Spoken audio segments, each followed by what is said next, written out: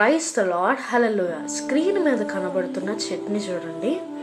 ఇది ఒక అద్భుతమైన పాఠాన్ని నేర్పిస్తుంది. ఏంటో తెలుసా? ఎంత ఎదిగినా దాని బలము రూట్స్ అనేవి మొదల నుంచే వస్తుంది. మన జీవితం కూడా అంతే. ఎంత గొప్పవారమైనా, ఎంత ఉన్నత స్థాయికి ఎదిగినా మన బలము అనేది మన పునాది అయిన క్రీస్తు నుంచే వస్తుంది. మన శక్తి మనం ఆధారపడిన దేవుడి మీదనే అయి ఉండాలి.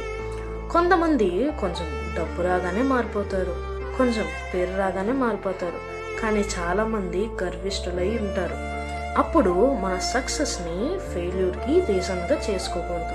మన గెలుపు మన ఓటమికి కారణం అవ్వకూడదు. దేవునికి ఇష్టం లేని జాబితాలో ఫస్ట్ గర్విష్ఠులు వస్తారని జ్ఞాపకం చేసుకోండి. నాశనానికి ముందు గర్వం నడుస్తుందని వాక్యం తెలియజేస్తుంది. కాబట్టి ఎంత ఎదిగినా ఒదిగి ఉండడం నేర్చుకున్నామా? నమ్ముచున్నావా? ఆమేన్.